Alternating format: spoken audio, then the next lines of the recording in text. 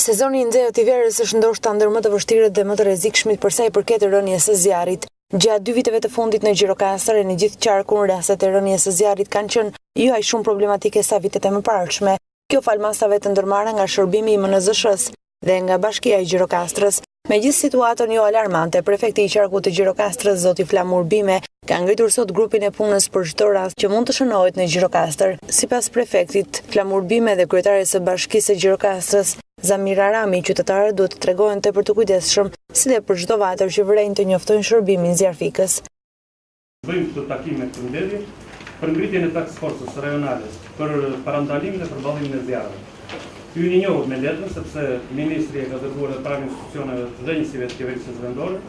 Natyrisht brenda ndosje keni veç urdhrit të krijimit task forces për ju jeni antar task forces që buron nga kjo bazë ligjore që tashmë lart. Task forca gjatë gjithë kësaj stime të verës, që parashikohet të jetë nxehtë. Pra, ne kemi këtu, do të drejtoj, organizoj, koordinoj dhe monitoroj gjithë punën me strukturat përgjegjëse, me strukturat e emergjencave civile, me njësitë e qeverisë vendore, me policinë e shtetit, me zonat kryore të mbrojtura, me detashmentin ushtarak, me strukturët e mbrojtjes nga zjarri dhe shpëtimit. Në gjitha institucionet në varësi të Bashkisë së Gjirokastrës, ne kemi ngritur shtabet e emergjencave. Gjithashtu kemi hartuar urdhra dhe udhëzimet të specifikuara për agjensitë tashmë të krijuara pranë Bashkisë së Gjirokastrës dhe për njësitë administrative dhe për drejtoritë përkatëse. Janë ngritur grupe të vërejtimit të përhershëm në zonat problematike, gjithashtu cilat janë vlerësuar me risk të lartë për rënien e zjarreve. Shërbimi i mbrojtjes nga zjarri dhe të shpëtimit është në gatishmëri të plotë, si me mjete ashtu edhe me efektiv për të përballuar çdo situatë që mund të krijohet. Në zonën muzeale, si një nga zonat, do të thoshja unë, më në fokus të vëmendjes tonë për sa i takon masave parandaluese që duhet marrë për zjarret, ne kemi ngritur grupet e vërejtimit.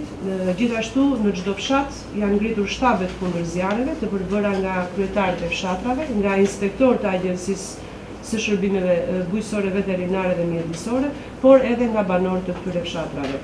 Për gjitha kullotat që janë dhënë me qira, në procedurit e dorëzimit të tyre, një pikë e veçantë është edhe marrja e masave nga fermerët për parandalimin e zjarreve, si dhe njoftimi i organeve në raste rënie zjarri.